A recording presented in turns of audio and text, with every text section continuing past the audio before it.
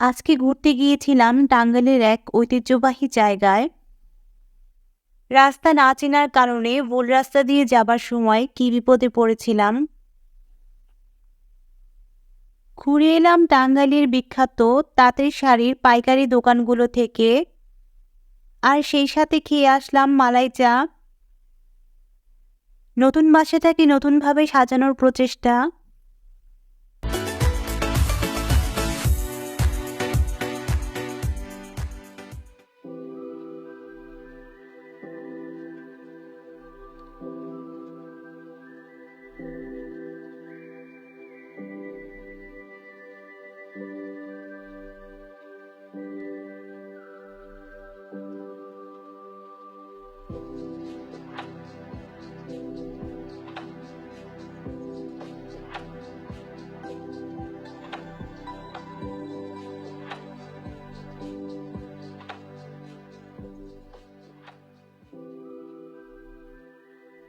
আসসালামু আলাইকুম। আমি স্বপ্নীল টাঙ্গাইল থেকে বলছি।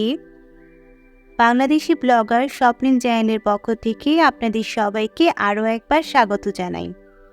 কাছে এবং দূরে যে যেখান থেকে বসে আমার এই ভিডিও দেখছেন তাদের সবাইকে অসংখ্য ধন্যবাদ। আজকে ফ্রাইডে সকাল 11টা থেকে ব্লগটা কন্টিনিউ করছি। নতুন বাসায় ওঠার পরে কয়েকটা ওয়াল হুকের প্যাকেট কিনেছিলাম, সেগুলো এখনও কয়েকটা রয়ে গিয়েছে।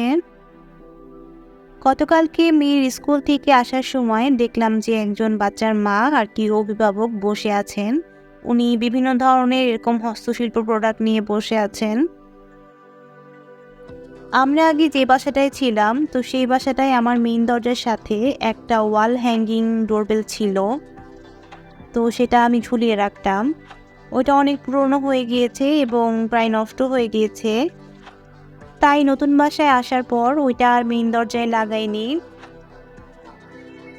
তাই গতকালকে স্কুল থেকে আসার সময় ওই প্রোডাক্টগুলো দেখছিলাম এবং এটা আমার বেশ ভালো লেগে গেছে।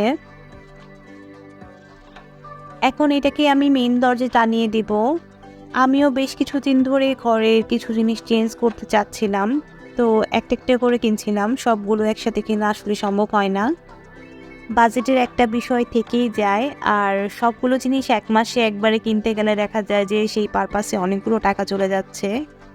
তো আমাদের মধ্যবিত্ত ফ্যামিলিগুলোতে আসলে সবসময় সব কিছু হিসাব করা থাকে, তাই আমাদেরকে একটা নির্দিষ্ট বাজেটের ভিতর চলতে হয়। তারপরও নতুন বাসায় উঠলে বা বাসা চেঞ্জ করার সময় মনে হয় যে নতুন আরও অনেক কিছুই লাগবে। তো সেই ক্ষেত্রে দেখা যায় মনে হয় যে এটা নেই আমার ঘরে, ওটা নেই, এটা চেঞ্জ করলে ভালো হতো, নতুনভাবে অর্গানাইজেশন করলে ভালো হতো। এই তো কথা বলতে বলতে এটা লাগিয়ে ফেলেছি। কেমন হয়েছে আপনারা অবশ্যই আমাকে কমেন্টে জানাবেন। আমার কাছে বেশ ভালোই লাগছে, একটু কালারফুল। যেহেতু এই বাসার দরজা এবং দরজার ফ্রেমগুলো একটু ডার্ক কালারের, তাই এখানে একটু কালারফুল জিনিস দিলেই ভালো লাগবে। আজকে আপনাদের সাথে আর রান্না বা ঘরের কোনো কাজের ভিডিও শেয়ার করব না, কারণ জাস্ট জুমার নামাজের পর আমরা খেয়ে বের হয়ে পড়ব। আজকে টাঙ্গাইলের একটা ঐতিহ্যবাহী জায়গায় ঘুরতে যাব। এটা বেসিক্যালি একটা উপজেলার ভিতর পড়েছে। উপজেলাটির নাম হচ্ছে দেলদুয়ার। টাঙ্গাইল মেইন শহর থেকে ডিস্টেন্স হলো 11 কিলোমিটার। আমরা মোটরসাইকেল করে এসেছি, তাই আমরা খুব কম সময়ের মাঝখানে পৌঁছে গিয়েছি। তবে দেলদুয়ার যাওয়ার পথে পড়েছিলাম একটা বিপদে।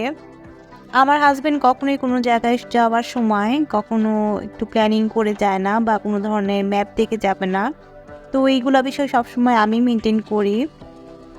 আজকে খুব ব্যস্ত ছিলাম, যেহেতু ফ্রাইডে ছিল, রান্নাবান্না তাড়াতাড়ি শেষ করে জাস্ট খেয়েই বের হব, তাই আর আমি ওইভাবে চেক করতে পারিনি। আর আমরা টাঙ্গাইলে একদম নতুন, তো আমাকে বললো যে আমি একবার দেলদুয়ার রোডে গিয়েছিলাম, তো তোমাকে আমি নিয়ে যেতে পারবো।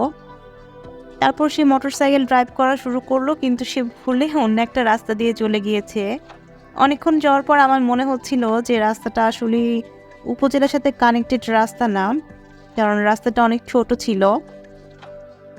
আমি তাকে বারবার বলছিলাম যে এটা মনে হয় তুমি ভুল রাস্তায় এসেছো। সে বলছে আরে না, আমি একবার এসেছি, তুমি চিন্তা করো না, তোমাকে ঠিক জায়গায় নিয়ে যাব। তো অনেকক্ষণ যাওয়ার পর সেও বুঝতে পেরেছে যে রাস্তাটা অনেক ন্যারো হয়ে আসতেছে। তো তারপরে আমাকে বলতেছে, আচ্ছা আমি ফোনটা বের করি, একটু ম্যাপটা চেক করি। তো ম্যাপটা চেক করার পর দেখা গেছে যে সে আসলেই ভুল রাস্তা দিয়ে এসেছে।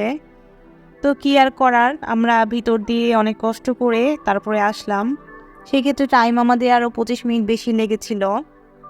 ওই রাস্তাটা দিয়ে আসার সময় একটা গ্রামের বাজারের ভিতর দিয়ে আসতে হয়। ওই বাজারে অনেক ধরনের কাঁচামাল প্রোডাক্ট সব ভ্যানের উপরে ছিল এবং সামনের পুরো রাস্তাটা জ্যাম হয়েছিল। সেই ক্ষেত্রে আমাদের ওইখানে প্রায় 10 মিনিটের মতো মোটরসাইকেল নিয়ে দাঁড়িয়ে থাকতে হয়েছিল। যাই হোক, অবশেষে আমরা আসতে পেরেছি, কিন্তু অনেকটাই দেরি হয়ে গিয়েছে। যেহেতু শীতের দিন, তাড়াতাড়ি আজান দিয়ে যায়, সন্ধ্যাও হয়ে যায়। এখানে আসার পর প্রথম যে অংশটা দেখতে পাচ্ছেন, এটা হচ্ছে ওদের মসজিদের অংশ এবং সেটা সাধারণ পাবলিকের জন্য উন্মুক্ত। পরবর্তীতে মসজিদের সামনের অংশ থেকে বের হয়ে পুকুরঘাট হয়ে আমরা বাসার মেইন ফটকে, অর্থাৎ জমিদার বাড়ির মেইন ফটকে এসে পড়েছি। এখানে এসে দেখলাম এটার গেটটা বন্ধ এবং এটা একটা প্রাইভেট প্রপার্টি। সো সরকারি কোনো ধরনের টিকিটের ব্যবস্থা বা এরকম কোনো ফ্যাসিলিটিস নাই দর্শনার্থীদের জন্য।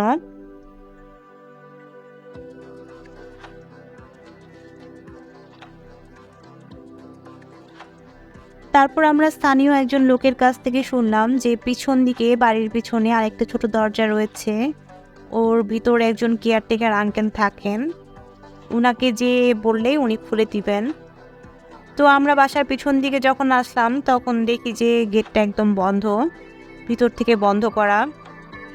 তো আমার হাজবেন্ড বলতেছে, আমরা এত দূরে আসলাম, এখান থেকে এসে ঘুরে চলে যাব, জাস্ট মসজিদটা দেখে বাসার ভিতরে ঢুকবো না। তো পাশে আরও 4-5 জন মানুষ দাঁড়িয়ে ছিল, যারা দেখতে এসেছিল তারাও অনেকক্ষণ ধরে দাঁড়িয়ে আছেন, তারপরও কেউ এসে গেট খুলতেছে না। তো আমার হাজবেন্ড আর আরেকটা ভাইয়া, ওনারা ওয়ালের উপর উঠে দাঁড়িয়ে পড়লো। তো ওয়ালগুলো অনেক পুরনো ছিল, একটু উঠে দাঁড়ানো যায়। তো দাঁড়িয়ে ওরা অনেক জোরে জোরে ডাকতেছিল যে মামা গেট খোলেন, গেট খোলেন। তো অনেকক্ষণ পর কেয়ারটেকার আঙ্কেলটা এসেছে, এসে পরে সে বলতেছে যে এটা প্রাইভেট প্রপার্টি, ঢোকা যাবে না। তো আমরা ওনাকে অনেক রিকোয়েস্ট করে বললাম যে ফ্যামিলি এসেছি শহর থেকে, টাঙ্গাইল শহর থেকে, তো এত দূরে এসে ঘুরে যাব। তারপরে উনি গেট খুলে দিয়েছেন। আমাদের সাথে আরও 2-3টা পরিবার ছিল, ওনারাও ঢুকেছিল। এটা হচ্ছে বাসার ভিতরের অংশ, সামনে বিশাল বড় মাঠ। ওয়াও! পুরো বাসার মধ্যে আমার এই কড়ই গাছের নিচে বসে থাকার যে দুটো ব্রেঞ্চ, এই জায়গাটা খুব অস্থির লেগেছে। জায়গাটা দেখতে কেমন একটা প্রশান্তি ভাব চলে আসে, মনে হয় এখানে অনন্তকালের জন্য বসে থাকি। জমিদার বাড়িটা অনেক ছোট, এই প্রপার্টিতে এখন আর কেউ থাকেন না, তারা হয়তো বা অন্য জায়গায় থাকে এবং কেয়ারটেকার আঙ্কেল এটা দেখাশোনা করেন।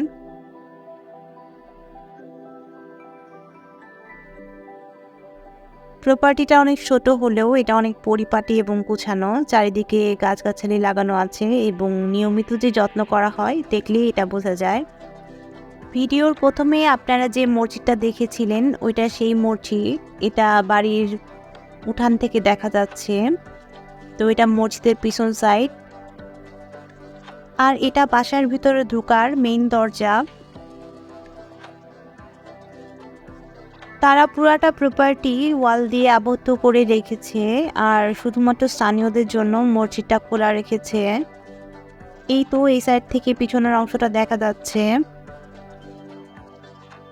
আমার শুধু এই বিশাল কড়ই গাছটাকে খুব বেশি ভালো লেগেছে এবং সেটার নিচে বসে থাকা ব্রেঞ্চটাকে। ঘাসগুলো অনেক বেশি নরম ছিল, তাই হাঁটার সময় অনেক আরাম লাগছে।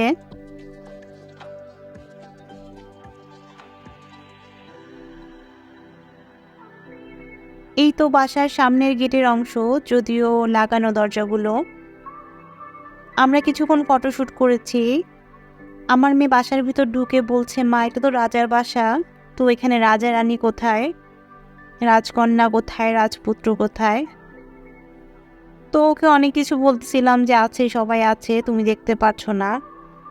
আমার মেয়ে এই কথা বলে বিশ্বাস করছিল, তারপরও সে বারবার বলছিল, মা আমি ওদেরকে দেখতে চাই।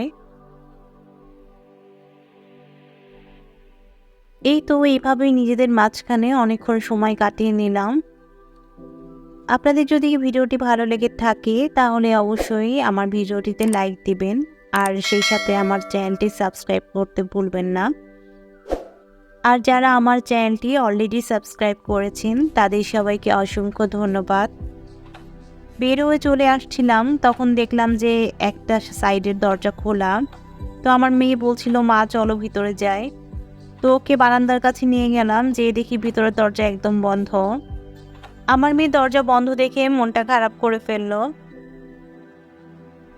তো আমি বসে ওকে সান্ত্বনা দিচ্ছিলাম যে আচ্ছা থাক, সামনের বার আসলে আমরা দরজা খোলা পাবো। যাবার সময় দেখলাম যে এখানে একটা সিঁড়ি আছে, এটা দিয়ে মেবি ছাদে ওঠা যায়, যদিও রাস্তাটা বন্ধ করে দেওয়া হয়েছে।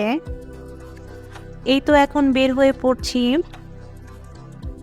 চলে আসলাম, এখন বাইকে করে যাচ্ছি। এখন আমরা যাব পাত্রাইল বাজারে। পাত্রাইল জায়গাটা টাঙ্গাইল এবং দেলদুয়ারের মাঝখানে অবস্থিত। তো আমরা ওই বাজারটাতে নামবো। এখানে টাঙ্গাইলে তাঁতের শাড়ির জন্য বিখ্যাত।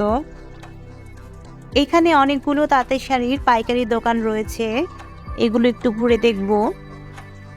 এই তো আমরা চলে এসেছি, এখন প্রায় সন্ধ্যা, মাগরিবের আজান দিচ্ছে। শাড়ির দোকানগুলো ঘুরে এসেছি। আমি ওইখান থেকে আজকে কিছুই কিনিনি, যেহেতু আজকে প্রথমবার দেখছি।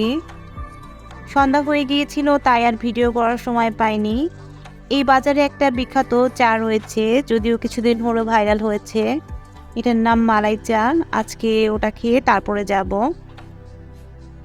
এই তো বাসায় চলে আসছি। আসার সময় যথেষ্ট পরিমাণে শীত ছিল, তাই মেয়েকে ফ্রকটা চেঞ্জ করে শীতের কাপড় পরিয়ে দিয়েছিলাম।